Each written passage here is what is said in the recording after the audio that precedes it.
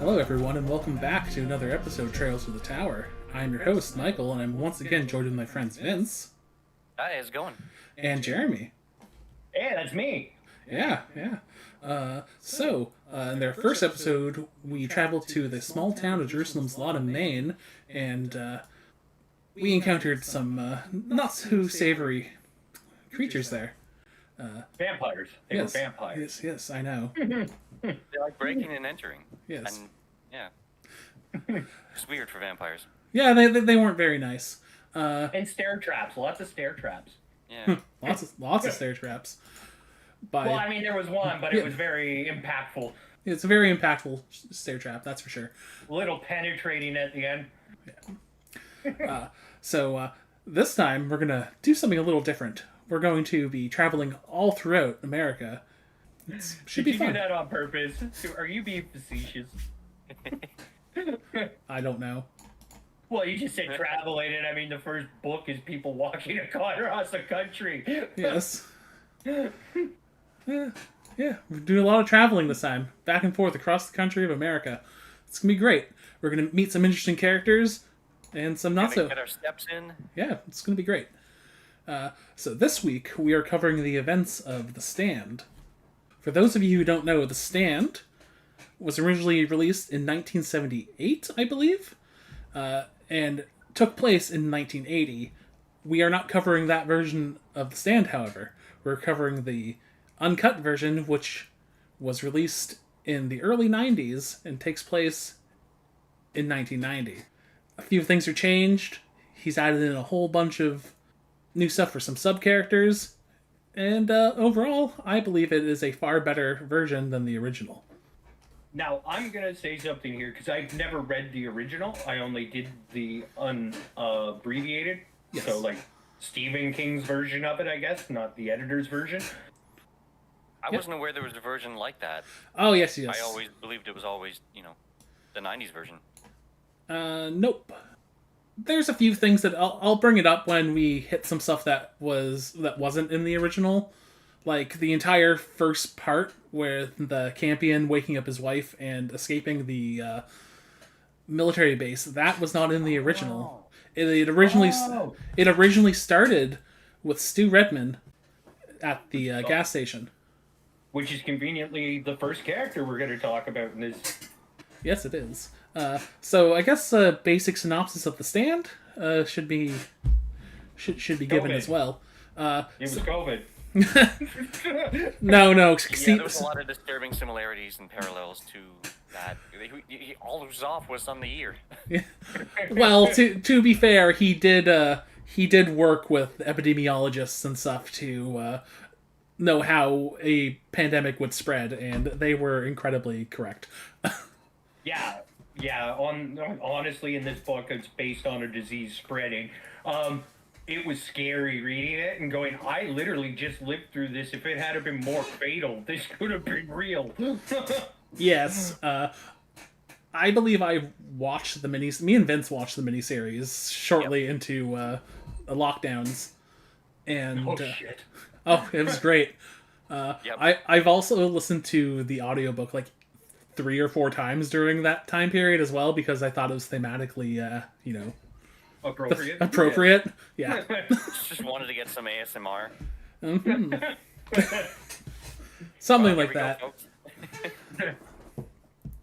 Anyway, so The Stand is about a superflu that is spreading a man-made superflu that is spreading across the world and killing 99.97% of the population. The survivors are then being pulled to two different areas by two different forces, yeah, one of good, one of evil, and who knows where our characters will end up in the shovel. Yeah, very true. Mm-hmm. Now, today we're only covering a certain section of the book, right? We're breaking it down to 3 parts, I think we said? Yes, due to the length, it needs to be cut into 3, because if not, we'd be here for 3 or 4 hours, and I don't really want to do that. I don't blame you. I wouldn't want to edit. It is a brutal length, but with that said, shall we begin? In a second, actually. I was just going to mention what parts of the book we are covering. Okay, all right. So, The book itself is split into 3 separate books. We will be covering the first one today. That covers chapters 1 through 42. That sub book is called The Plague. We shall soon find out why. Okay, so let's get started. We're gonna be talking about some characters. We're gonna talk about all the characters that are introduced in this part of the book, and then we're gonna go over any of our favorite parts we didn't like, stuff like that. Similar to the first one, but with better audio quality this time. Yay, we fixed our technical issues. Yes. Hey, Okay. work in progress. So it's new to everybody. I don't think I've ever been involved in a podcast. yeah, Nope, just goes hunting. this it's just for fun. So before we actually get to our main characters, we should talk about the opening little part with Campion waking up his wife. What we felt about that. I thought it was a great way to start the book. I thought it was a brilliant way to show patient X, right? Or patient 0. Yes. Yeah, to show where it all began, and you can sort of understand like the precautionary steps taken to avoid this situation just completely gone to the wind from sheer emotion. Yeah. One person's bad decision ruins it for the world. Yeah. Also, I like that it gives us like a much earlier look into Project Blue than the original book. It's true, yeah. Yeah. So like we don't learn a lot about it, but like we know where it started. We now know where it started, that it's It's almost man-made, foreshadowing. like how easily it could spread. Yeah, no, absolutely. Like, I mean, one thing I did like about the opening, though, he did really grab that family man mentality of like The everyman, yeah. Yeah, like most guys would go try and get their family the hell out of the base, especially with this guy being like a gate guard. He's further away from it, so in my head I'd be like, I'm nowhere near the outbreak. I gotta get my family and get the hell out of here before we're contaminated too. Not knowing that he's already carrying it, right? Yes. So unfortunately, they were all doomed, but they decided unwittingly he also doomed the rest of mankind. So it's quite sad, especially when you find out, what becomes of them. And we'll be talking about that right now, Further actually, down. with Right. with our very first right. character, Stuart Redman, who works at the calculator factory. Part-time. Yes, part time. Yes, 20 hours a week. Poor guy. Yeah. That's full time here, so that's fine. So we're going to go from our sleepy little Maine town all the way down to Texas, East Texas. East Texas, To to a little gas station on some rural road in East Texas. yes, we're going to go to Haps, Texaco, where one of our many heroes, Stuart Redman, is hanging out with the good old boys, drinking beer and just shooting the shit. So, what do we think about Stu in this first chapter that he appears? In the first chapter, Yeah, yes. you can they make Stuart out as the everyday man, like right out the gate, right? Like, and he's the everyday man with that little bit more, like that bravery that one guy might be like, that's too risky. Stu's not that guy, because he's the first one to pull the guy out of the car, right? Yep, no fear, just pulls him out. The guy looks sick as a dog, gonna pull him out anyway, gonna make sure this guy's okay. He does the right thing. Yes, and he's just genuinely a good man. Yeah, and and I mean with Stu, during this part of the book, you learn that more and more. That gets really cemented in his base character throughout, right? Yeah, the man has been through a lot. He lost his father, and his mother at a young age, and one of his brothers actually. He had to put his dreams aside to help raise one of his younger brothers, who eventually did make it out and became a successful lawyer, but fortunately it doesn't last long due to, the plague. Yeah. Yes, sir. But yeah, as the story progresses, Stu just becomes like he's the blue collar everyday American is what I felt King was trying to write the character as, and I think he nailed it. Yeah, perfectly. Yeah. He saves everyone from exploding when Campion's car crashes into some of the gas tanks and slaps off the pumps, rushes out, see what's wrong with the people in the car. Unbeknownst to them, terrible disease, gonna kill everyone except for Stu. Actually, isn't that where the story progresses? The military comes in. Yes, the military does come in to quarantine Arnett. That's the name of the town. Which, Arnett, Texas. Yeah, right. yes, which I believe is a fictional town and not a real one. I'm pretty sure there is an Arnett, Texas. Well, there might be. Worth a Google. It's worth a Google. I'm already on it. Yeah, they round up the there's town. an Arnett, Texas. Oh, sweet. Now, just for the record, we're Canadians. Yes, we're Canadian. We don't know. America is a distant land of weirdness. I'm just gonna I went to leave it Texas at that. once, but don't expect me to remember the name of places. Yes. Yeah, I mean, I went down to Florida when I was like 8. There's actually quite a few characters here in Arnett, but they're not specifically important for the So story. basically, for our purposes, we're not going to be focusing on too many of the throwaway characters King's renowned for writing. The Yes. NPCs, yeah. Yeah. These are going to be the ones that you'll wind up following throughout the story. So Yeah. it's just for our viewers, right? So shortly after the whole event at the gas station, the military shows up and quarantines the town and takes everyone who was directly connected to the gas station incident to the CDC in Atlanta for testing. Now, And- what I really liked in this part as it unfolds, because it's a big section of the book that we're condensing down here, but what Yes. I really liked was how the government people were tracking it. Like, this guy left, and then he came in contact with all these people on his way to wherever he was going. Like, there's even a cop that comes to talk to these guys about the accident, and then they have to track him where he's went and who he's made contact with, and it shows the spread so quickly. there's actually a little chapter where it just keeps shifting who it's following, just these random people. And it's like, yeah, every person they come in contact, every time they came in contact with a new person, it would switch to that new person. It's because we're not following a character, we're following the disease. Yeah, and I like I said, he wrote that in such a unique way. The only other time I've ever seen that, and it's seen because I was in a movie, it was one with Denzel and John Goodman, where there's a demon that can transfer bodies by touch.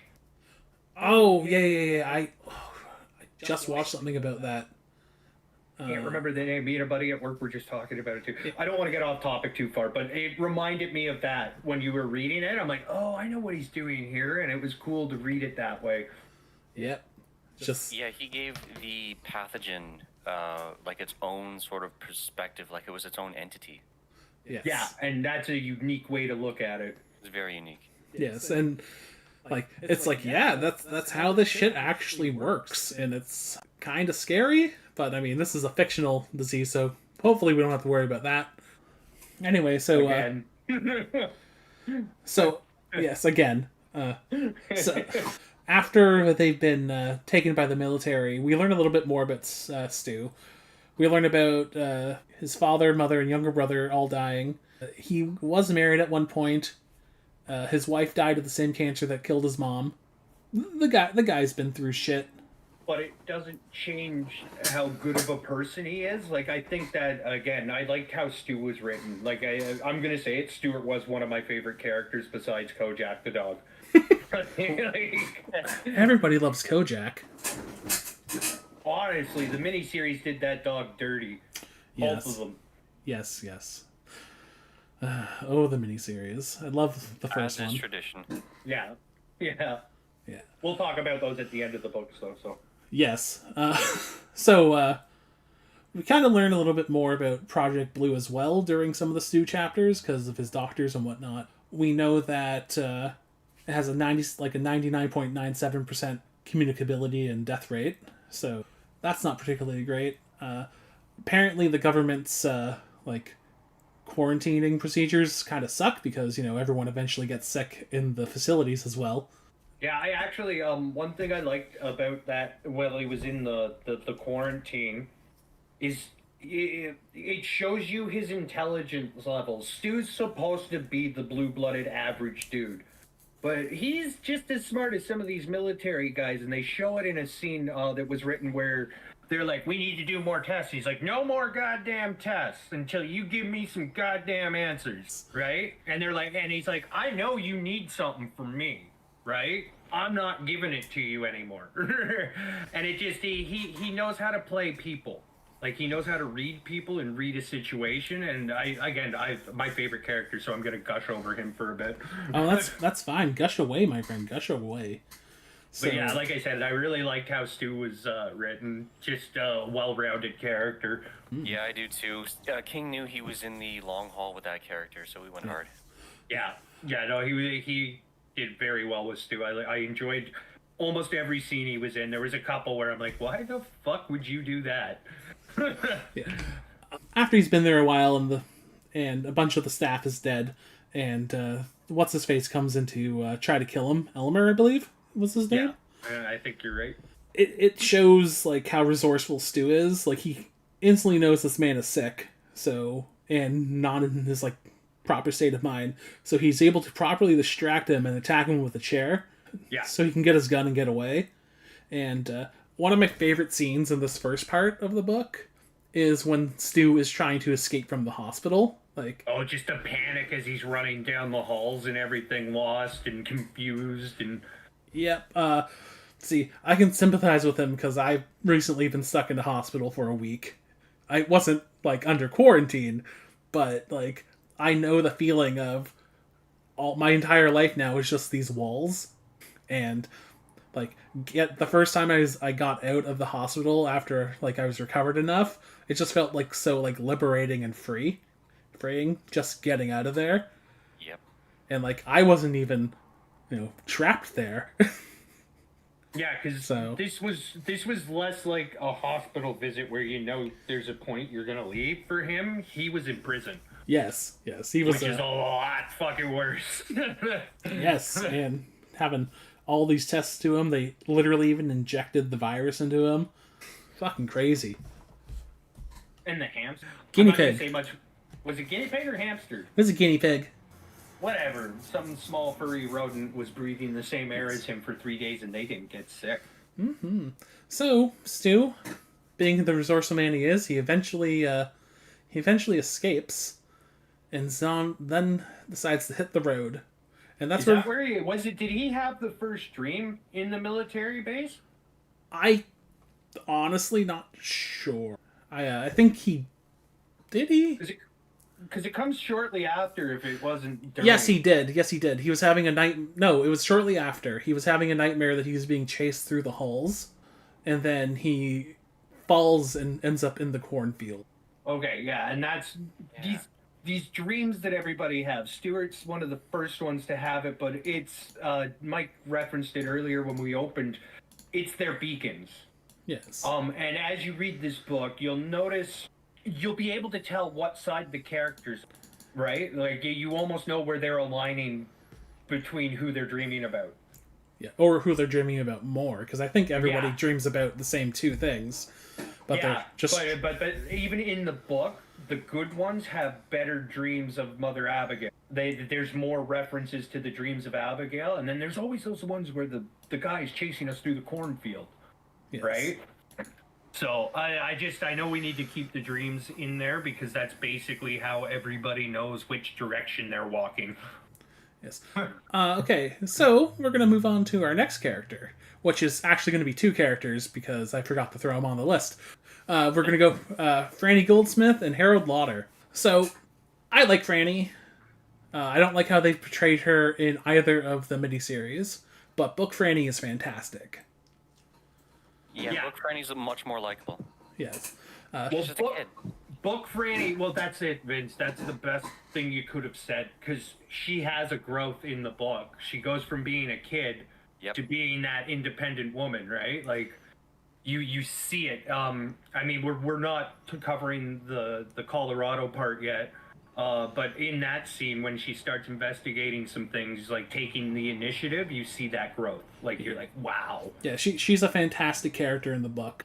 I really like her interactions with her father. I just feel that their relationship is like they're so close, and like it was just such a like a nice. It was a heartwarming relationship to see. And then he dies, and that again, it starts so quick with her development. Yeah. So what we find out about Franny when we first meet her is that she is pregnant. She's not entirely sure what to do about it. And Wants to keep it, as far as I read. yes, she does. She's pretty sure she wants to keep it, but she's not entirely sure she wants to keep the dad around.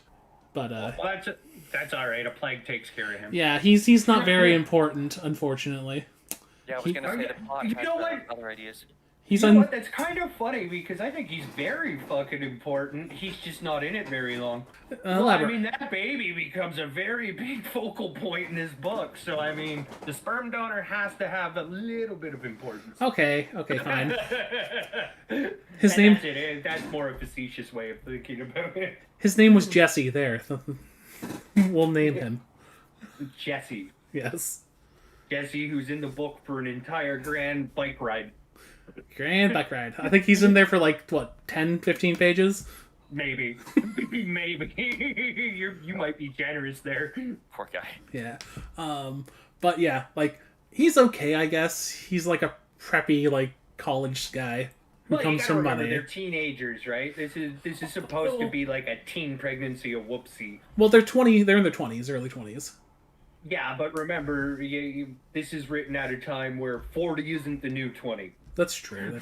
Like, so I mean, these kids are still very much so kids. Yes. Mentally, yeah. Yeah. So she confronts her baby daddy. Doesn't really like his responses. Tells her father. Her father a little taken aback, but he's mostly okay with it. It seems. Her dad's her dad is understanding. Like, yes. The dad was written like, I wish Franny's dad was my dad. Yes. You know what I mean? Like, Yeah.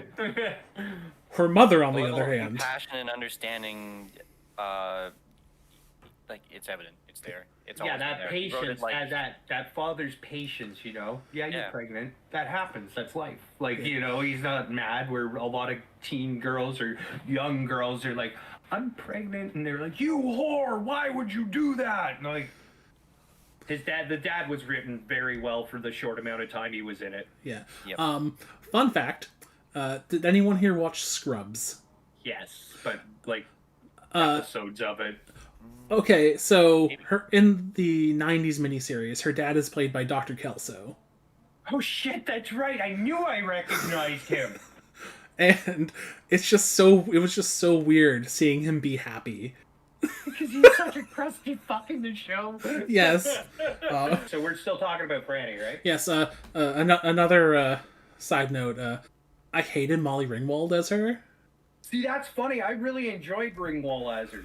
I don't like. It felt like she was phoning it in. That's just how she acts, though. Have you Okay. seen her in The Breakfast Club? Like, I mean, I haven't seen that movie in years. That's just kind of. That's exactly what I was expecting when I seen her in the role, so I wasn't disappointed, I guess. Like, I mean, better than the most recent adaptation, by far. I don't even want to talk about that one. There was so much wrong with that. Yeah, but it's just, I didn't like her as it. If you could take the 1990s one and the one Amazon just put out and smash them together and take out the best parts of both, you'd have a really good stand. But you can't do that, so you fucked. One day I'll make the perfect version of The Stand. Just you wait. Honestly, it just needs to be a mini-series. They can't, like, a full-length, like, 2-season series, mini-series, not like I'm trying to do it in 3 hours. Not one of these books can be told in a single hour's tale. Oh, absolutely not. There's too many characters you need to develop, and again, with the miniseries, they always wind up ramming 6 fucking characters together to make one. Yeah. So Franny's next little part of Franny's like little backstory. She informs her father about her pregnancy, and he's understanding about it because He's a really good father. Her mother, on the other hand, not so much of a good mother. There's some trauma there. Yeah. Like, they explain it away, but like, I don't know, man. Like, I feel. You know, the mom, I totally forgot she had a mom until you told me that. That's how much I hated that like, I don't even think she needed to be there. No, Like, no. They cut her out in the miniseries, even. Like, yeah, like it didn't add anything to Franny's character for me besides like, yeah, your mom was a fucking bitch. Thank God your dad was a saint. yeah. Like I only think the mom was put in the book to give the dad that extra push when he's like, contrast. well, when he finally fucking puts her in her place too, like, no, you're wrong, right? Like, and that I get in the book, but the mom was like, Jesus, didn't need to be in there. Yeah. That's my opinion. Yeah. It's just, I mean, But is the classical what you'd think of a very old-fashioned, well-brought-up mother would be? She would be the one to spew the vitriol, like the venom. Yeah. And in this case, this woman has lost a child, which is weird because a new child coming into the world. But anyway, Yeah. it's I don't see any redeeming qualities in Franny's mom. I don't even remember her name. Honestly, like I said, if you hadn't have said she had a mom, I would have forgot all about the character. Yeah. I know this because I just read the chapter. Yeah. But she's in it for like a few pages, and then she gets referenced like twice again in the book, and it's like a passing, like, oh yeah, just like my mother used to do. Yeah, like, you know what I mean? She even dies off screen. Yeah. Like, it's crazy. Does she pass off screen in the books too? Yes. Okay. Yes. That's what I was referring. Off screen. You automatically think TV. Yes. Term kind of threw me. So, shortly after all this, Franny's father's died from the flu. We're introduced to another character. Hold up. There was one scene in the book I really want to point out to people listening. Okay, go ahead. When she's prepping his body to bury him. Oh, yeah. And that gas lets out, and she kind of like loses her mind again. Like, she's dealing with some really heavy shit. She's got to bury her dad. Yes. And we just explained how this is like the Mr. Rogers of fathers, right? So it's a little heartbreaking, that scene. Like, it pulled on my heartstrings a little bit. I'm like, oh, you poor girl. God damn it, you got to do so much growing up in 2 minutes. Yeah, that was... And that was the whole, like, ambience. That was the whole energy of that part of the book. And in not in stark contrast, it was the fucking parallel of what we went through. Pardon my language, but that same sort of existential dread, that whole understanding that the world that was will never be again, like night and day, like you're in a different world now. And you know what's funny? In the book, he does a very good, like you said, painting that as she's going through this process, her grieving process of losing her father, having to prep the father. You get those tones very, very strongly, like that somber, fuck, everything's different now.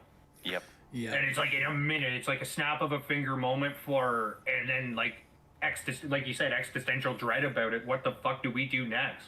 Mm-hmm. Yep. There's that scene where she's watching those like soldiers executing other soldiers on TV, and she thinks it's just some weird movie as well. Yeah. Like, she watched it for like hours apparently, and she's just like even thinking like, how did they get the blood so good? Like, yeah, that comes a little bit later. But so as she's burying her father, another one of our main characters shows up.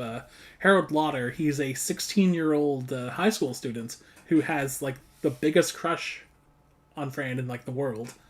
He loves Fran. Yeah, he absolutely loves her. Like, we're past a crush. Like, this is obsession. Yeah, and I don't know. I feel a little bit sorry for Harold. He had a hard go of it. Honestly, Harold is is one of my one of the most complex characters I've ever actually read over. Like he gives Harold so much depth, and like you can see why he does what he does. And he's to start, he's a sniveling little shit. So that's how I felt about him when I first met Harold. Yeah. But he has another really good growth in the book too. Yeah, Yes. just like Franny, he changes, he grows, he matures, like all the characters, they all just sort of come into their own. Fortunately for Harold, not all of his growth is good. Exactly, yeah. Yeah, but once we get to those parts, I have a couple things I'd like to say about Harold. Oh, so do I. That's why I'm not over talking it, because I was starting to get to the end game with Harold, and we're nowhere near that yet. Oh yeah, nowhere near. When he comes in, he is a kid that has literally lost everything too. And right? and the only other person in town that survived just so happens to be the woman that he is madly in love with. Right. Like poor kid thinks it's a sign. Yeah. But it's just luck. I mean, it'd be very hard not to think that way. Yeah.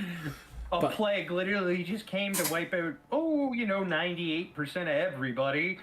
And the person I love's still here? Well, this has to be. So we meet these two, and then does he help her bury her dad, or does he just watch? Oh, he does offer to help, but Fran says it's something she needs to do by herself, and he's completely understanding after he figured out what she was doing, because at first he had no idea what was going on. So he fucks off back to his house, where she'll find him at a couple days later, kind of completely mentally broken. Completely mentally broken down, where nothing like crying and mowing the lawn at the same time. Yep. Best days. Have you guys ever watched Dennis Leary's stand-up act, No Cure for Cancer? I don't believe so. No. There's a point where, because you guys know Dennis Leary's a little rough in his stand-up. He's not the most politically correct guy, but he has this bit where he says, the Leary kid, he's back in therapy. He's out there mowing the lawn and crying again. Yeah, so Harold and his Leary therapy reminded me of that joke. So a little bit of time passes, and they decide, you know what, we need to get out of here, and we need to find other people. So Harold actually has a really good idea to go to Stovington, Vermont, where there's supposed to be a plague center. So his idea is they'll show up there, the doctors can run some tests, find out why they're immune, and then make an antidote. Which, I mean, 16-year-old kid, pretty fucking good idea. Well, that's one thing that's very heavily referenced. Harold is very smart. Yes, he's incredibly smart. A lot of the stuff he does actually does help everyone. Oh, it does. And another thing, with him being smart, I think that's where he loses sight of some things. Like, he's almost too smart to see his own problems. Yes. He's too busy looking at the whole situation and not looking at his part of the situation. Again, there's a lot of stuff that I want to go into with him, but I can't really until part 2. Because... Yeah, part 2 and 3. Yeah. Well, I mean, in the second book, obviously, as we're talking about it, that's where his character develops. Right now, in the first book, he is a teenage boy. He's got that mentality. He's very smart, but he's still got all those hormones. He's got all those. Being a 16-year-old kid, you guys remember that? You had no confidence in anything you were doing. Not at all. You haven't been around long enough, or if you did, it was very minuscule, and you've built it up over the years. Yeah. Exactly. He's kind of in the same boat where Fran is, in the sense that, they've been treated like children their entire lives, and now all of a sudden, boom. Yeah. Now all of a sudden, they have all this freedom, they think, suddenly he has to be an adult. Like he doesn't have a choice anymore. So he has to do a lot of growing up in a very short amount of time, like a lot of the characters in this. So they decide to leave, but before they do that, Harold decides that he's going to leave a message on the top of a barn roof for anyone coming in on the interstate to stay where they're going, which ends up being a very good idea. Yeah, no, that actually becomes a very big theme for another one of our characters. Actually, our next character. Yes. But not at this part of the book. Mm-hmm. So, speaking about that, is there anything else anyone wants to add about either Franny or Harold at this point? No, I think we've covered them enough. Yeah, for now. Soon their characters definitely will be talked about again more heavily in the next 2 books. Well, as we're doing this, we don't. If you're reading it as we're doing these, we don't want to ruin the next book for you. So, hold on to your seats, kiddies. Yes. So all of these characters will eventually. Some of these characters will eventually meet up with each other. That's why we've decided to stop talking about them at certain points, usually when they're leaving their little starting area, right? Because there's so much Yeah. about. Yeah. We can only do so much. Anyway. So our next Yeah, character is Larry Underwood, one of my favorites. Larry grew on me. Yes, I did not like Larry when he started. Yeah. Yeah, he was stereotypical like rock star. But no, Larry's another. Larry. I'm gonna go back to Stu. Yes. Larry is the complete opposite of Stuart. Yes, And I 100%. think that's what he wanted. He wanted Stuart's foil, but then Larry grows. He grows. He has the best growth in the fucking story. Yes, he has the most growth in the story. When we start out, he's like a druggie. Well, starting to be a druggie. Famous musician, blew all his money partying in Hollywood, is on the hook with the drug dealer from Hollywood. So what does Larry do? He runs back home to Mummy. Yes, from the advice of one of his friends. He was going without that advice. Yeah, but it gave him the kick in the ass he needed. Yeah. Yeah. You mean it was a plot device? Yes, it was a plot device. Much like everything in a book. Except blades of grass. Shh, quiet you. So. But yeah, Larry's great. Yeah. So Larry returns to his mom and in this fancy new car that he just bought. And he decides to take a nap before he goes up to see her, which is where we learn a bunch of his backstory. He left New York to go find his fame in Hollywood, and wasn't very successful at it for a while, until a couple weeks before the start of the book, where he was able to get a record deal and everything, and a bunch of people were telling him he's just going to be a one-hit wonder, but no, not Larry Underwood. Larry Underwood's going to go all the way. He's going to be famous forever. At least that's... Times. Mm-hmm. Well, I mean, the drugs and the cocaine. Yeah. No, Larry, I think with Larry, you get the worst parts of him right out the gate. Yes. And then you start to learn that Larry might not be such a scumbag when you meet his mom, right? Like in that scenes where his mom passes away. Yeah, I really like Larry's mom. Like she's sarcastic and will snipe at him every now and then, but like you can tell that she really does love her son. She's like the complete opposite of Fran's mom. Yeah. Oh yeah, yeah. And I mean, for how long his mom's actually in the book, she has a very impactful moments with Larry. Yeah. One of the favorite things that she says to him, she said that Larry's a good guy, but he doesn't always do good things. Like, she says if the places that they grew up, if there was bad in him, it would have come out. Yeah. But also that, like, there's something about him that's like chewing on tinfoil at the same time, which Yeah. It's a love-hate relationship. yeah, like she knows he has his problems, but she knows that deep down, like, he's a very good man, and he just needs like a push, like, to get it. Which was society breaking down. Yeah, which was society breaking down. Which ultimately made him a better man. Yes. But I think, because he came from, like, I want to say, like, the 80s mentality, like you make the money, you make the fame. Then you make the You work apology. hard, you play harder type of thing, Yep. Yeah. So, yeah, I like how he... Drugs and rock and roll, my friend. He's Exactly. a musician. Exactly. So I like the contrast between him and, actually him as a character, between everybody else.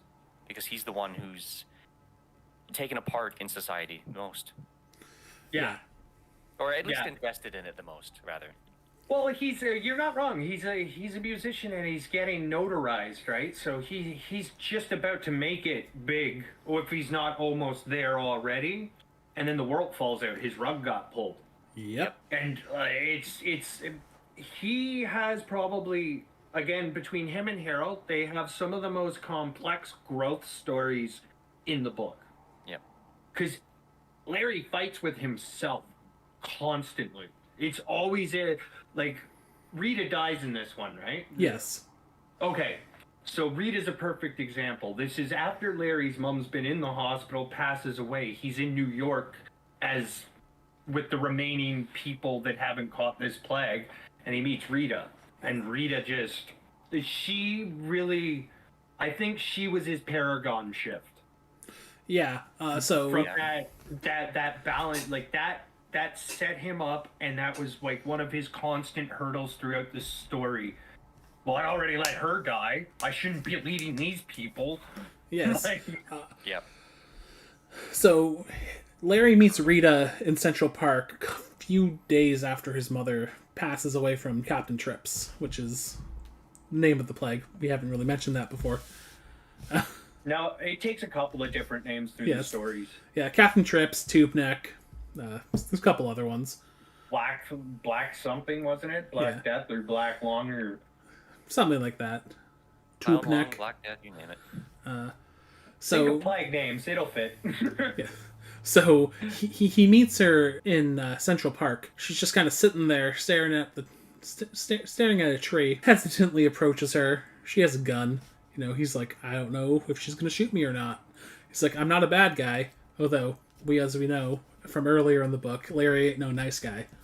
He ain't no nice guy. And so they kind of hit it off, and you know, Larry learns what experience can do in bed. You know, they have a very weird relationship. Yeah, Rita was such a neat little throwaway that they put in. Yeah. Now, before we get too far, I want to talk about New York City just on a whole in the story. Oh. I loved it. I loved how he wrote being in New York. I love the monster caller. I love the Yankee anchor. Yeah. Completely forgot about that guy. But like I said, that like it still felt alive. Like even after the plague, there was enough happenings in the city that you didn't feel the isolation of this plague as you do once they hit the road. Yeah. There's still a substantial amount of people survive in New York. I mean, the population's massive, so odds are a lot of people would survive. Yeah. But unfortunately, it doesn't just leave good people. So Nope. after a couple days living in the city with Rita in her high-rise apartment at probably the Upper East Side or something, she was pretty rich. They decide they need to get the fuck out of there. Were they at a restaurant when they decided that? No, they're in her apartment. He was made her breakfast, but I thought it was at the restaurant where he cooks the steaks. it might be. Honestly, I'm not trying to argue with you. I thought it was there, but again, I have read 7 to 8 books since this, so. Regardless, they decide to leave. This is where Rita kind of started annoying me. Oh yeah, I'm definitely happy she died. Like when they first introduce her, like she seems like a much stronger character than she ends up being. But you know why that is? Because she was high. Yes. Because she's a pill popper. Rita is a junkie. Yes. Poor Rita. I don't remember that. Yeah, Larry finds all sorts of pill bottles in her purse. He's like, "What are you taking these for?" And she's like, they're my vitamins. Yeah, or whatever she references them as. But yeah, and then she ODs in a tent. Yes, but that's not for a little bit longer. A little bit down the road. Is that in another book? No, that's in this one. It's at the end of this one. Yeah, I had her confused with another character that they meet along the travel. Yes, well, it's probably the original miniseries' fault because they kind of combined those two characters. You are correct. Yeah. Which was absolutely ridiculous.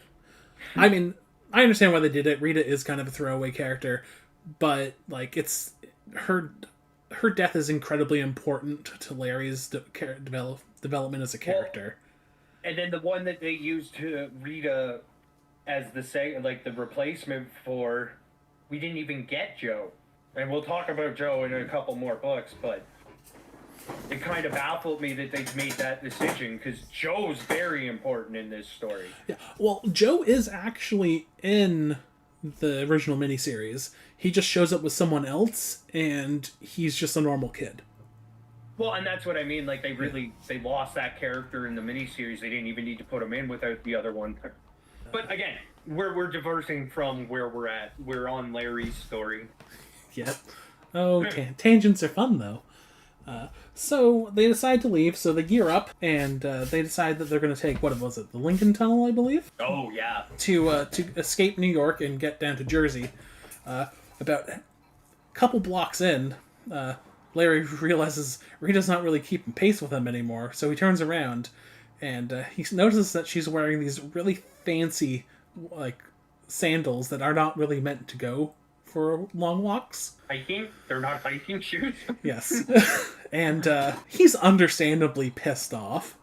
I mean, I feel like any of us would have been pissed off at that situation, where they get into this massive fight and she decides that, oh, I don't need you, I'll go off by myself, leaving Larry... Fine, go get yourself raped then, is, I think, almost exactly what he says to her. Yes. Again, like ain't no nice Larry guy. is not a nice guy right now. Yeah. He ain't He's no... very self-centered, and Yes. I think he loses his shit more because it's an inconvenience to what he wants to do. Yes. So Larry goes on a fun little adventure through the tunnel. And Certainly put the FU in fun. Yes. Which, I don't know about you guys, but I couldn't fathom that. Honestly, I wouldn't go in that tunnel. There's no, with a current plague going around, and we don't know if people are gonna start cropping up as zombies yet. I'm not going into a dark fucking tunnel. Not happening. So, just so you know, the Lincoln Tunnel is 2.4 kilometers. That's 1.5 miles for anyone in America. How many wheels is that, though? I don't know. Let's see. Can't find it. That's all right. I was more just joking around about the topic we're gonna get into later. Yeah. So, that's actually one of my... Like, that's one of my favorite parts about the early Larry stuff, is the tunnel. Part in the tunnel. You just kind of, like, feel the dread Larry's going through. Like, I honestly went back and listened to that scene again. It gave me such a bad feeling in my stomach. Yeah, that's such a powerfully, like, descriptive scene. Like, you know exactly what that tunnel looks like, and like, even on a regular day, the vibes from it, like an abandoned tunnel that long. You know what got me the most is the smell that would be coming out of that tunnel. Yes. Oh, God. Yes. Yeah. Just rotting corpses and who the fuck knows what else. Rats, cats, birds, whatever might be in there because it's a tunnel in New York, right? Yep. And then there's a walkway that's got cars on it, so now he's got to get off the walkway and onto And the poor Larry does not know this, but there's a lot of crap on the table in this story that he's not aware of yet. Oh yeah. Yeah, like Also, the dum-dum didn't bring a flashlight. That I feel like the tunnel would have been like a lot more doable if he had like packed a light. Yeah. Well, he had... the light, mask, like or something to cover his face with the smell. So, about halfway through the tunnel, he starts hearing noises behind him as well, which we find out is Rita, but of course he doesn't know this. About faces and open fires. Yes. After he yells, like, he's like, identify yourself, who's there?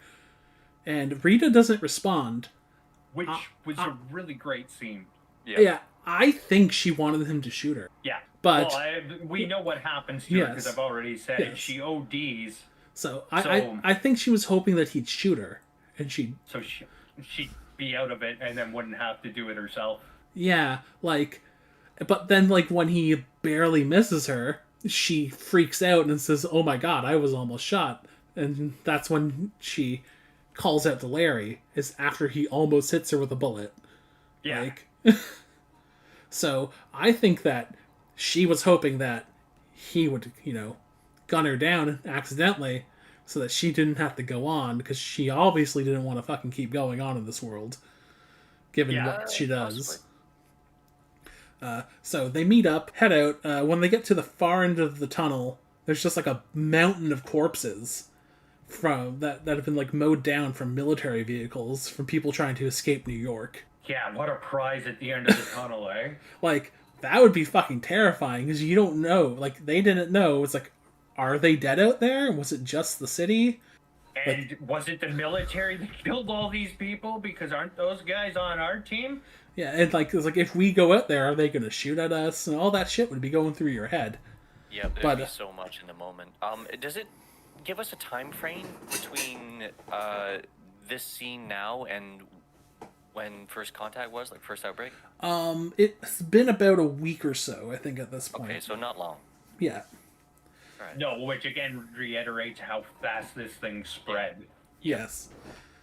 Well, the scene where Larry's got his mom in the hospital and then takes her home because like he couldn't find her, right? No, I think that was only in the miniseries. She dies. That the miniseries? Yes. Oh yes, in the book he finds her in the hallway on the bed and leaves the note with her to say who she was. Yep. Which is very sad, but I mean, like shit like that would have happened. Well, I mean, when they show you read the scene in the hospital, it's people stacked everywhere.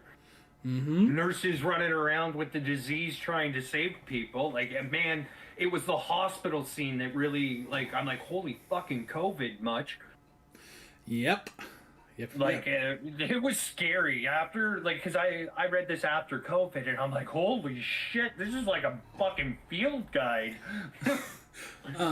One of my favorite things that came out of the pandemic was when Stephen King posted, "No, COVID-19 is nothing like The Stand. Everybody calm down." And then somebody responded to him saying, "Did you even read the book?"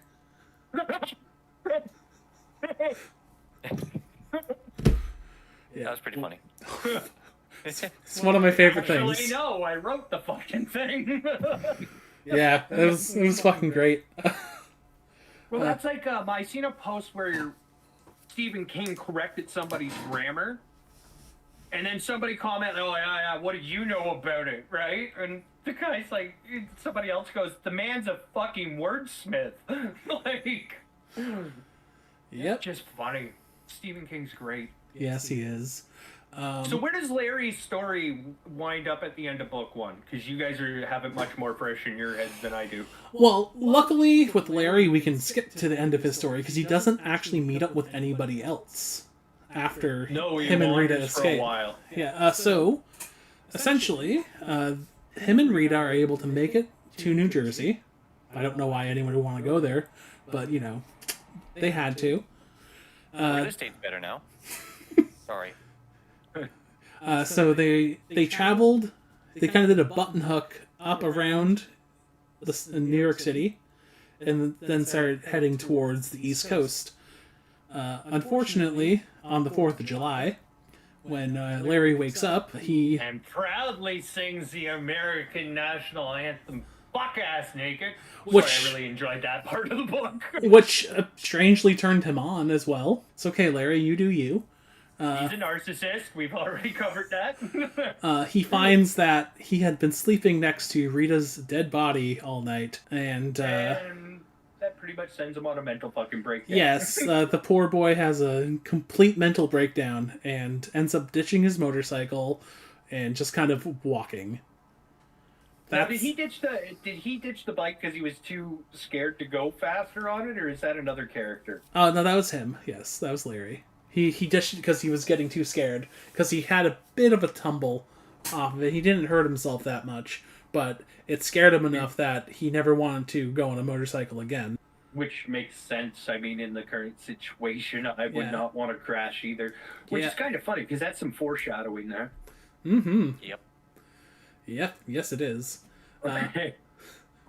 But leaving Larry, we're going to move on to Nick. Nick Andros, our deaf mute. How do we feel about Nick? Honestly, I'm just gonna put this out as a blanket statement for myself. Whenever Stephen King writes somebody with a handicap, that's his best written character in the book. Yep. Yeah. I have to agree with that. Nick's probably one of my favorite characters. He has several in this book Yep. that have some form of handicap. Yeah, and they're I think all the next book great will be- characters. One of them becomes one of my favorite characters I think I've written or read, but we were not going to get into that. Nick is the focus right now. Yes. So Nick, so he's kind of like he's like a fancy hobo.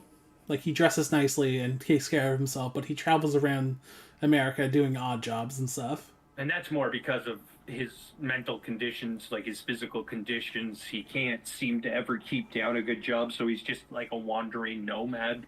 Yes. But you're right, very, very sophisticated nomad. I mean, the guy's got a repertoire of words because he has to write everything. Yep. So we meet him getting his ass kicked on the road by 4 guys who apparently had Bunch of rednecks. bunch of rednecks that apparently had a problem with the poor guy when he was having a drink after a long hard day working on someone's farm.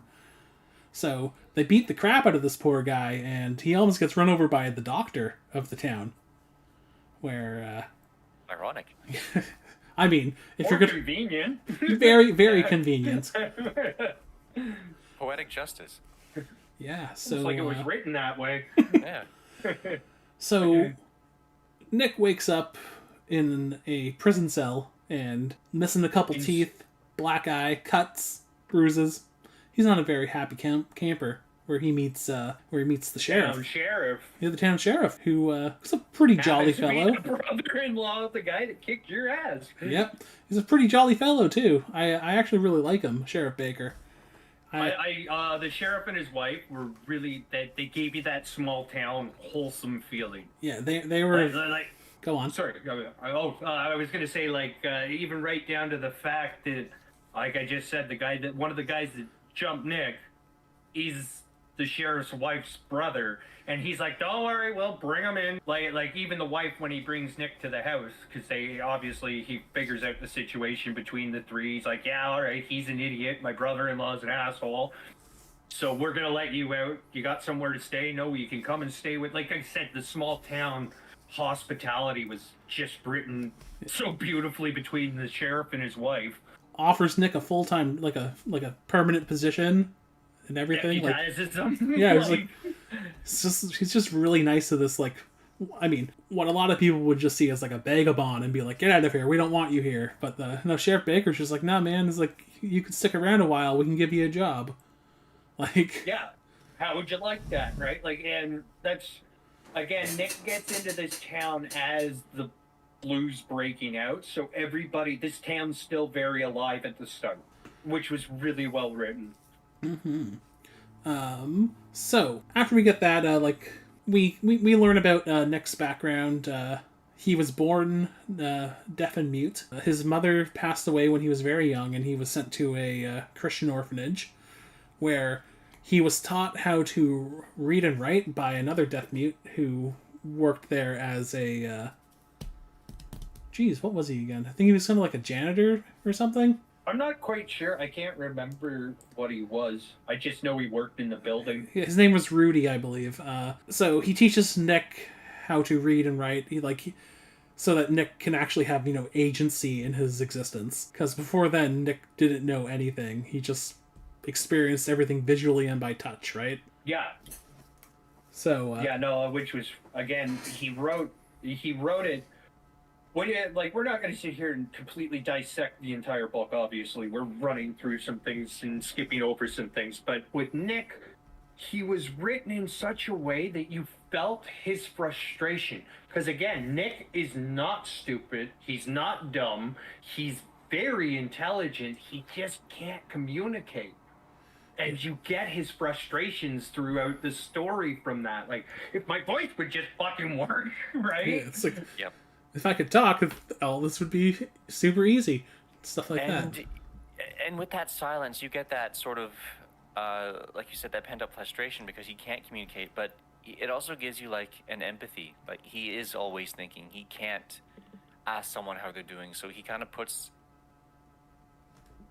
just himself in those shoes a little bit. And is just kind. Yeah. I'm not sure if he's trying to be, but he just is. He's a very loving individual. Like, we don't meet his counterpart until the second part.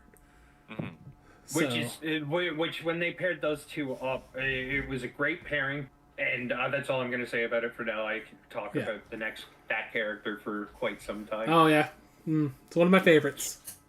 Yep. He is the GOAT. Yes, he is. the true hero of the book. It's him and the dog. Yeah.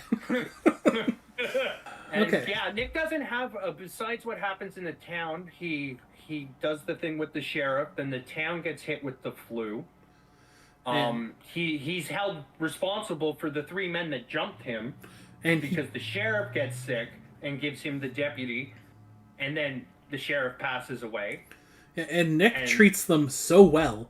Like yeah, they beat the crap out of him, but like he's not holding like the grudge. He's like, no, I need to take care of these people, and he does everything in his power to like help them.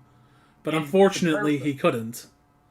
the perfect example of that is I'm going to put myself in Nick's scenario. Me personally, as a person, not one of those motherfuckers would have got food. I'd give them water so they didn't die, but I wouldn't feed them. And Nick made sure they had everything. Yes. That's where I'm saying I'm not like you jump me 3-on-1 and I have you in a cage while a plague's going on. Oh boy, you're in the wrong cage. Well, you're a monster, but that's why we love you. No, I'm a firm believer in eye for an eye, and well, I just happen to have these eyes given to me here. Yeah, Nick almost loses one of his. So Does he not? no, he doesn't. Almost. It gets pretty close. So it's the miniseries that fucked that up. Yeah, So one doesn't, one does. One gives him an eye patch, and one does not. yeah. The 2022 one gave him or 2021 one gave him an eye patch. Also, they just completely destroyed his character because Yeah. that's what they did in that. They just destroyed characters. Yeah. Yeah. Yes. We'll get to one of my favorite characters, but anyway. Yeah. So. Yeah, So but Nick, for this first book, you just gotta read more of his scenes heavily and try and put yourself in that situation mentally, where you can't talk, you can't hear, so you have to use your eyes to read lips, right? Like Nick is such a he's an onion. He's the onion character. There's so many layers to him.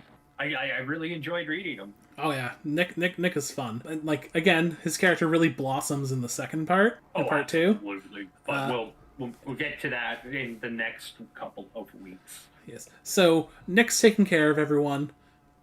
Unfortunately, they're dying. He decides, you know what? I'm going to let this last guy out. He's sick. He's not going to hurt me. I'll let him go. And like so he does, and they both go outside, and like the guy just kind of stops and just looks around. And he turns to Nick, and he's just like, "All of this? It's like, where is everyone?" type thing. And Nick's just like, "This is everyone.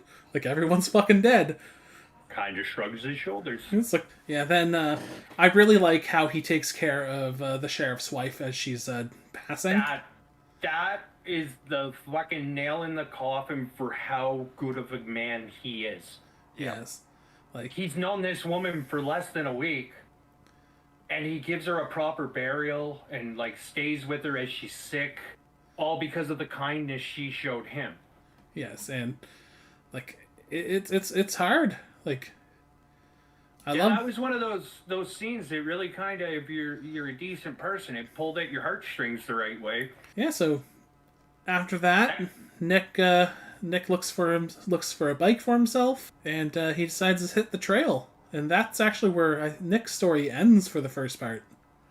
Him heading out into the world. Something we forgot to mention in the last couple. They've all been having these dreams of a black woman in Colorado. Is she in Colorado? No, that's where they wind up. Yeah, she's in Nebraska, in Hemingford Horn. Yeah. So this is our symbol of good for this story, Mother Abigail. That I'm going to use her name because we will talk about her, so I'm not going to allude to it. Yes. She's so far the main characters we've read. She's their lighthouse in this world of darkness. Is that fair? Yes, that's completely fair.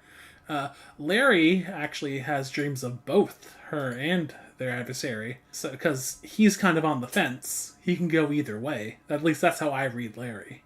No, you're 100% right, and that's again where Larry's growth comes into the story later. You think Larry's a bad guy to start? I'm not gonna lie. When he writes Larry, you're like, this guy's a scumbag. You're like, so he has a lot of growth in the book, which is a lot of the characters do. Except this next one we have. Glenn Bateman? Glenn Bateman is amazing. I love Glenn. Glenn is our constant. Glenn doesn't change much of his. He's a philosopher, right? So. I have loved every version of Glenn. Yeah. Even in the new miniseries, I really liked him. The only thing in the new miniseries was his age. I wish he was a little bit older. Yeah, that's the only thing. But like original miniseries Glenn, perfect. Perfect. He was the perfect Glenn. I'm sorry, I love that old man as Glenn in that miniseries. When I'm listening to it and picturing it in my head, that's who I picture as Glenn. That's funny.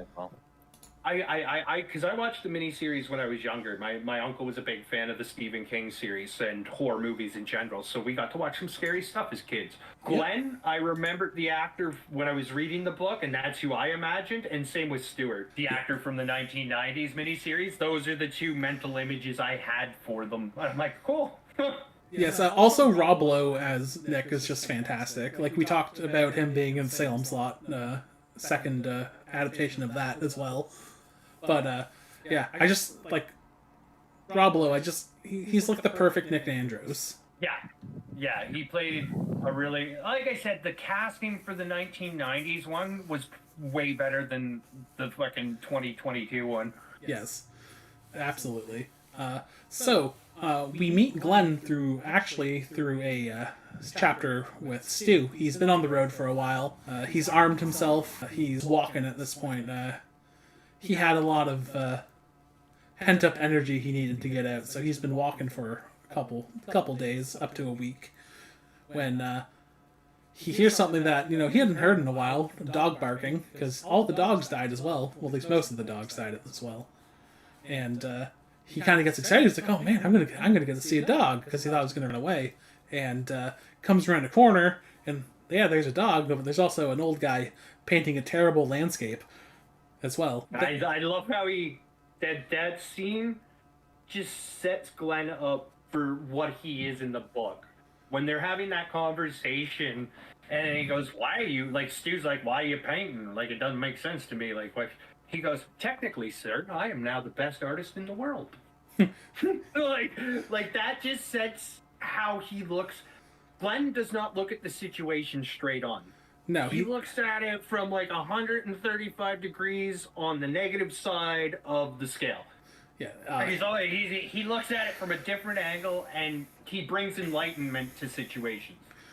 We also meet another character in this chapter, Kojak, the dog. The other goat in the book. The Irish setter. Yeah, he's a good dog. What can we say? Best dog. Yeah. Maybe the best dog in the world now. We don't know. Yeah, exactly. Very true, Vince. Very true. Kojak, otherwise known as Big Steve, is the goodest boy. Oh yeah, Big Steve's his real name. Why do you call me Kojak?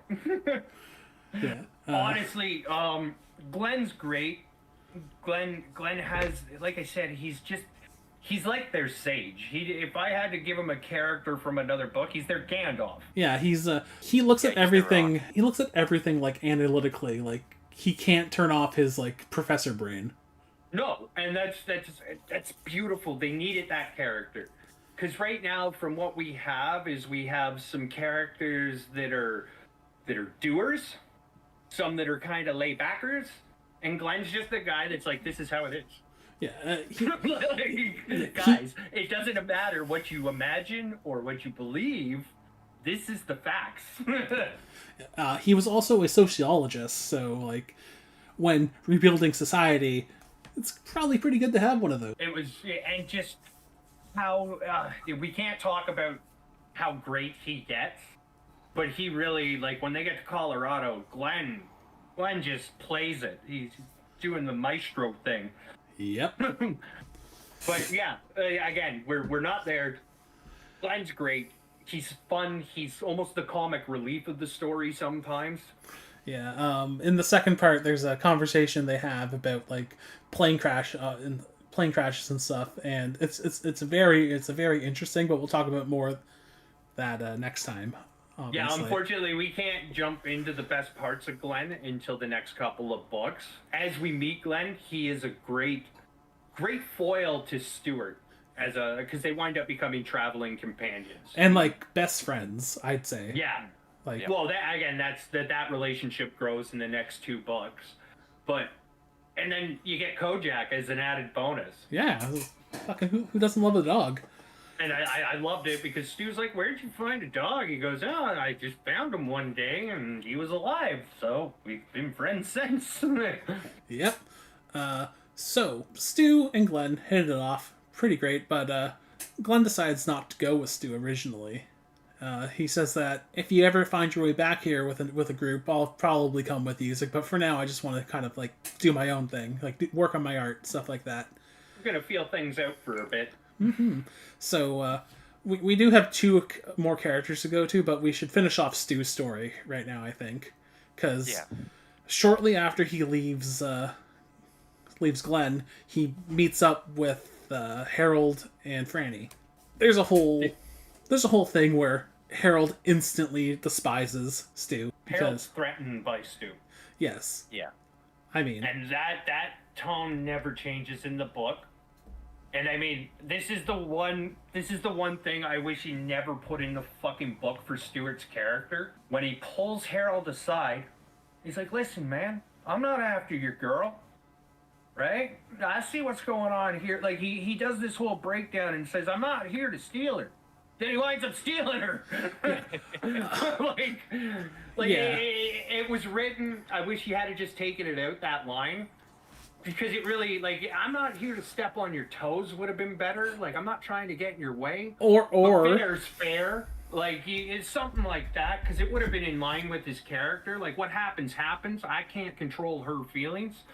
yeah, like But he doesn't do that, and it gave you a sour note to a guy that didn't deserve it. yeah, like if he had written it like, "Hey, that's not for either of us to decide; it's for her to decide." Right? Like, One of those made the best man win, but then I don't think Harold's progression would have went the same either. no, probably a little different.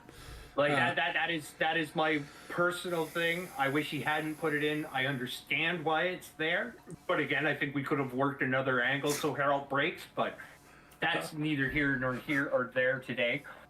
Just wait till we hit it. They'll be like, "Oh, okay." Yeah. Yeah. But pretty much this wraps up his story. They decide, after like a bit of an argument, they decide to, travel together because... Three's better, or two's better than one, and three's better than two. Yep. And they end up going back to pick up Glenn. And then isn't their plan to go back to the center that Stu was held captive at? Yes, because Harold doesn't believe Stu. Because he doesn't believe anything Stu says. And this is why I said when we were doing Harold, he's a little shit. Yep. Like, there's a guy that clearly, even how he's like how he's written in the book, they write him with his Texas accent. Why wouldn't you fucking believe him, kid from Maine? like as soon as Harold suggests, like, Stu's instantly, "Why would you want to do that?" Like, instantly, like, on edge. Why the hell would you want to go there? I just told you everybody's dead. Like, they do end up going back, but that's in part 2. So that's actually a really good scene, but we'll cover that next week. we're going to move on to another character that I really like, but he's one of the bad guys, Lloyd Henry. Lloyd Henry. What can we say about Lloyd that doesn't get said enough times about Lloyd in the goddamn book? Well, he never would have gotten into the hardship if it wasn't for Poke, obviously. Yeah, but who decided to hang out with Poke? Well, Lloyd's not very smart. And that's why he is perfect for the Man in Black. Yes. Is the prison scene in this part? Oh, no? Yes. We meet Lloyd Henry with a friend of his that he met in jail, named Poke. I don't know if that's his real name, but, yeah. So, while they're in jail, they met with a third man who had ties to organized crime and stuff, and who lived in Vegas. So they go there, and they rob him. You can't see the air quotes, but I did them. The plan was to beat the shit out of this guy, tie him up, steal everything, and go. But, they decide, well, what happens if he talks? He's in cahoots with some pretty powerful men. So They kill him in what must be the worst fucking way to go, by taping close all of his holes. Yeah, that's... Yeah. Yeah, and apparently he bucked back and forth for several minutes before he eventually died, and Lloyd describes it as kind of funny. So, not a good guy, but I still like him. He's a very good character. So they go on what is essentially a multi-state killing spree, robbing and stealing from people, until they decide to stop at the wrong goddamn store, where where Poke gets killed, Lloyd gets arrested, and all of the deaths. Poke doesn't just get killed; he gets his face blown off. That was the way he wrote that scene in the book. I'm like, holy shit! I know exactly what that looks like. Ugh. Do now. Like, even how he described how wet it was, I'm like, oh my god, have you watched somebody have their face blown off? Like, Who knows? 80% water. right? But yeah, sorry, I didn't mean to cut you off, Mike. That scene was so vividly written, it still sticks with me. Like, I mean, I guess when you've gone through it as many times as I have, it kind of loses its impact. Because I think I've done this book like 8 times. So. But honestly, it's just how he wrote it. It was so vivid. Like it tore through his face, and then you could see his teeth, but it ripped a few of them out too. I'm like, holy fuck, dude. Yeah. So Lloyd ends up in jail. He's being blamed for all of it because now there's only one person to have the blame put on, right?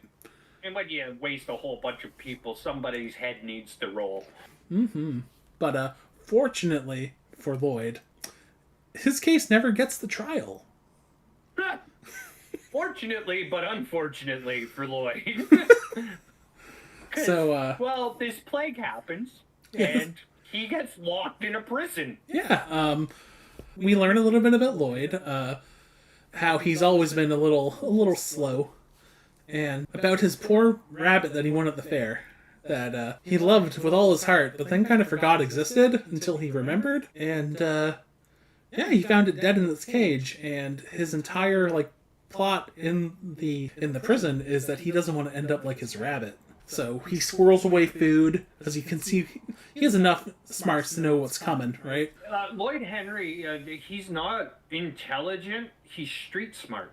That's why he was written the way he was. He's a survivor. So, fortunately, the poor man runs out of food, starving, and he ends up having to take a couple bites out of the cellmate next. Oh, that was. I remember that. That was written. This whole scene, what you're describing and what's about to come, was literally one of the high points in the book for me. At this point, and it's because of Randall Flagg. And he's our next character, so I'll tell you what he says to make me just go, oh my god, this guy's evil. Yes. But yeah, Lloyd Henry, his slow mental flip in the cell was great. Oh. He's like, hey, that guy, my cellmate, he's looking pretty good. Like steak and eggs good. And the thing is, he does not want to eat his friend. Yeah.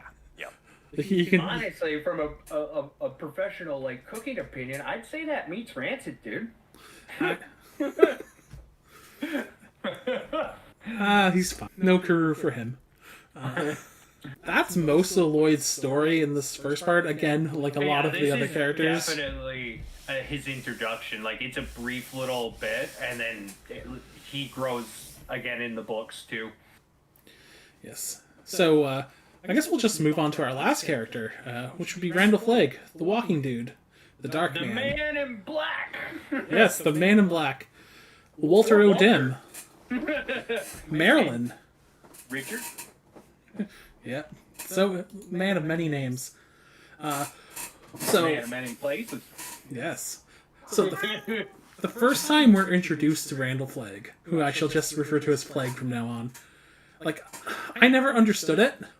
He shows up at this guy's house who's supposed to get him a car, which makes sense. Okay, the car part makes sense, but why does he need all the IDs? Why does he need a fake birth certificate, a fake social insurance number? Why? I think it's because like this guy's trying too hard to be human. Yeah, but like the world's fucking gone. So why does he need that stuff? Like I understand the More car. worlds than this, Mike. I know, but it's just it just makes no sense to me. I'm just like, why does he? Honestly, it's because of how you know what he is, who he is, and where he's from. Yes. Now, if I just picked up the stand, I don't know any of that. So they're setting him up to be human right now, Yes. which he is certainly fucking not. Yeah, I like how it dips a little bit into his backstory, where it's like, yeah, he's like In the war. Yeah, he's kind of like, he's always kind of in the background, whispering into people's ears to like cause like shit. Like it's implied, like he was handing out, like helping Oswald hand out flyers before he assassinated JFK and stuff, and there's a couple other things where it's like he like sets shit up, then he just kind of fades into the background. I thought that was pretty neat, like. And like he really likes the initials RF. A bunch of his other names just like follow that. Those initials, yeah. That'll be his initials. It could be Ralph Figs, as long as it's RF. And I mean, again, since our whole podcast idea is the Trail of the Tower, keep an eye out in other Stephen King works for those initials. Yes, because you never know when this man's gonna fucking show up. He likes to do it randomly. I have an entire theory about the Gwendy trilogy, but that's a little bit that's not for a while. Okay, well, we'll get into theories because I mean, as soon as I finish the Dark Tower, I know me and you dorked out for an hour about it. So yeah, so like it involves stuff that happens in the Dark Tower. It involves stuff that happens in a mini series that was only on TV and the Gwendy books. So cool. I have it's like one of those big conspiracy boards. Nice. I also have that connects it and the revival. So Neat. yes, because there's certain things that match up, but I'm getting off on a tangent. Anyway, Randall Flagg, he gets the stuff. Basically, he gets off on tangents. Randall Flagg. Yes, he does get off on tangents actually. So it was kind of fitting. That's just too funny. Yeah, Randall Flagg. What a villain. Oh, I have to say, original miniseries, perfectly cast. I love that one. That man is Randall Flagg. Yeah. I hated Skagsgar's version of him. It could have been so good, but I have... so, in my head, when I was reading Wastelands, the TikTok man, I pictured it as Alexander Skarsgård. Yeah? Yeah. I think he'd be perfect for that character. Yeah. No, he definitely wasn't the walking dude. He didn't get the sadisticness of him right. Yeah. Well, no, honestly, the best scene with Skarsgård as the walking dude was when he met the tribals at the end of the show. That got the best, like that. I'm like, there's Randall Flagg. There's the guy I've been looking for the entire series. Yep. Like, don't worry. Yes. I'll do a much better job. Thank you. Thank you. I hope at some point in your career, Mike, you do get to do that show. Yep. Because somebody needs to pick that up and just... I'm gonna... If anybody from Hollywood ever watches this, I gotta say it here. Read the fucking book. Pick up the book, it won't hurt you. It might. Anyway, so... It might, yeah. It might. So, Flagg gets his car, then he disappears for a while, then he shows up again in Lloyd's last chapter in book 1. So Lloyd's already at this point eaten part of his friend's leg. He's kind of going even more crazy. He thinks he's gonna die in that prison. Yeah, he is 100% certain he's gonna die in that prison. It's all just a matter of time at this point. When... Once the water runs out in the toilet, he's in trouble. Then... he hears the type of footsteps that some dirty old cowboy boots might make. Yes. And at first, something tells him, don't say anything, be absolutely quiet. Which I think was like the last dregs of goodness, really, in Lloyd. Being like... 100%. Which was just saying, no, do not interact with this. It will not end well for you. But... Now, I have a theory. If he had to just remain silent and let Flagg leave, I think he would have been picked up by somebody from the other group. That's my theory. I think he could have went either way, and this was his make or break point in the book. Yeah, because I feel like we didn't mention it. We didn't really mention it when we were talking about Larry, but Larry also kind of has a moment like that when he's sleeping in a bandstand, Yeah. and he hears the boots, and he wakes up and he yells, "Who's that?" But then they go away, and he decides he's like I could call again, but he decides, do I want it to come to me? Like, Yeah. what's making the sound? And he decides, no, I don't. And then Lloyd's in the exact same position, kind of, but he's far more desperate. And that's where Randall gets you. Yes, because He doesn't, and this is a reoccurring theme for Randall Flagg throughout the book. He doesn't look for the Glenn Batemans or the Nick Androses. He looks for the Larrys, the ones that are already kind of corrupt, and then he sees how corrupt. Like, can I push them to my side? Can I take that and twist it just enough that it'll work for me? yes, exactly. And I love that about Flagg. I love that how he's written is like a happy-go-lucky psycho. Like, I'm going to win. I've already know I'm going to win. It's just doing the steps. Yeah. Right? Like, that's how I felt about Flagg. He was such an arrogant asshole all the way through. Yes. Yep, and it makes sense because, this entity is immortal. It has the patience. It has the mentality to think in these monumentous steps. Things that it take aeons to pull off. Yeah, He's exactly. already and thinking. It's patient enough to see, like, oh, if I do this, like cause and effect. If I say this to someone, they might be a little bit more inclined, yada yada. Like, he knows how to manipulate. He knows how to get what he wants. He's got the power behind it as well. Yeah. Yeah, I think what makes him, like, I guess one of the stronger bad guy tropes in any genre ever. It's just that greater evil, I'm pretty sure that the going fan theory is that he's the eldritch god Nyarlathotep. I mean, that's what I like to think, but because it makes sense. I don't even know who that god is. So it's like the wandering horror or something. Essentially, he infiltrates society and pulls strings to get his desired outcome. And that is funny because and, in one of the books that's directly referenced. Yep, and he's able to go by many different faces and many different names. Yeah, so I like to think that's what Flagg is. We'll talk about stuff a little bit later, in the Dark Tower, because I don't want to spoil anything for that yet. But I got theories. Oh, there's tons for this character. He could do a whole series on Randall Flagg. Yeah, I like when he randomly pops up, too, in books. Well, it gives us hope that we're going to get another cycle. Yes. He shows up in Eyes of the Dragon. He's actually the main antagonist in Eyes of the Dragon. Yeah, I realized after I'd finished the Dark Tower, there were a couple more books that I could have read before I finished it. Yeah, but they're not overall important to the Dark Tower story. I realize that, but I'm kind of I don't know, I got hooked by the Dark Tower. Now I want everything that's attached to it to read and watch, and even if I gotta listen. You're welcome. Well, honestly, Mike, you got me back into it. It's a buddy of mine that passed away years ago that told me to read it, and he's the reason I read the first Gunslinger, like the Gunslinger. Yeah. I say it like there's more than one book. Sorry. So there's something you wanted to say about Flagg, right? Yeah. In that scene, there's two things I want to say. The way he takes a maniacal joy in everybody's suffering was so well written into this book. This guy is one sick pup. Like when he's describing his what he ate for lunch to Lloyd. Yeah. I just had a steak sandwich with some taters. Does that sound good to you?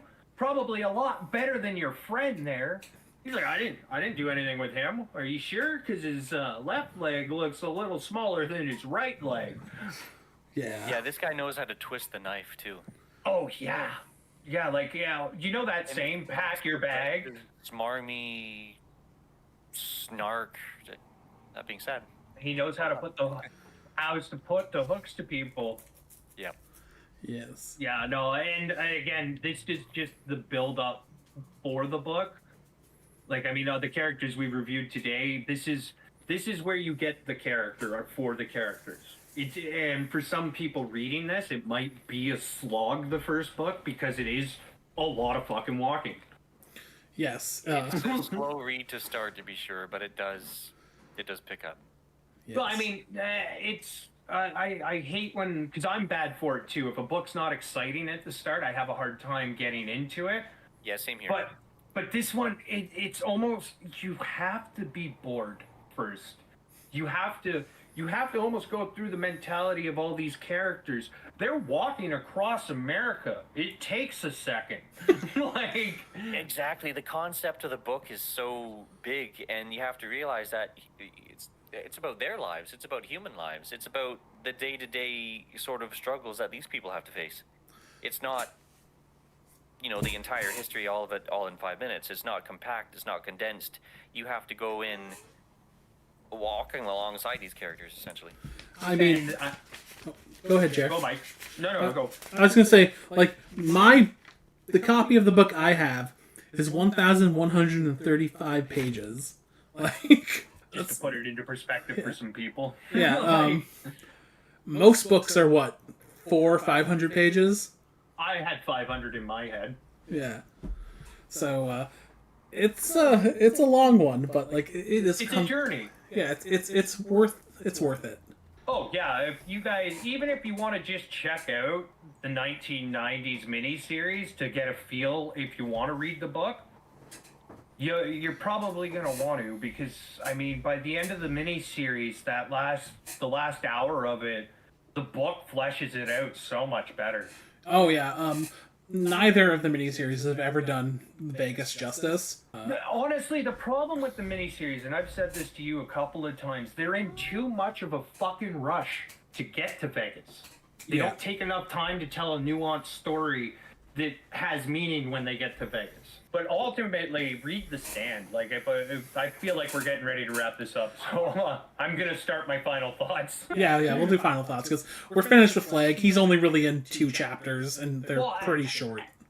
And the problem is, for anybody watching this or listening, sorry, I guess you wouldn't really be watching it.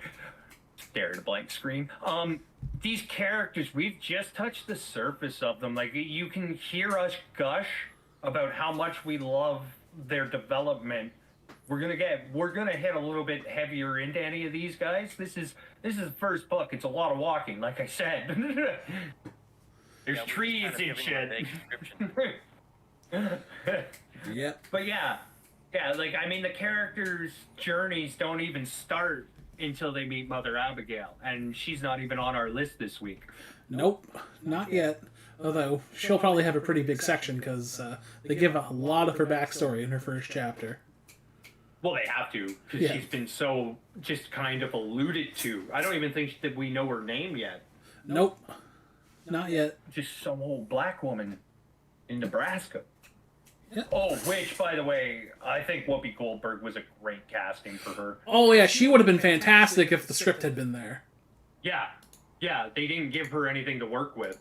Yeah. Yeah, she was one of the characters where I was okay with the 2020, but the 1994, the little old lady they had for the 1994 adaptation was kind of my headcanon. She actually was relatively young. They just put a lot of old age makeup on her. Oh, really? Yeah, that's all makeup. That's exquisite makeup. Yeah, it was fantastic. Yeah. I honestly thought it was like some 90-year-old actress. I'm not gonna lie. Nope. So, you know what? That just watch the 1990s one. Forget the 2020. Yeah. 2-1. Never watched that one. Isn't Amber Heard in the new one? Ezra Miller. Yes. Amber Heard. I'm trying to yeah. Who was Randall Flagg in the new one? Alexander Skarsgård. Oh yeah. He was better. Yeah. Randall Flagg is not Anyway, Dashing good looks. yeah. I don't see him as dashing good looks anyway. Oh no, he's a manipulator. He doesn't need to look good. Yeah, he Exactly. uses his words and his demon magic. Yep. It's black voodoo. Yeah. But, yeah, so final thoughts.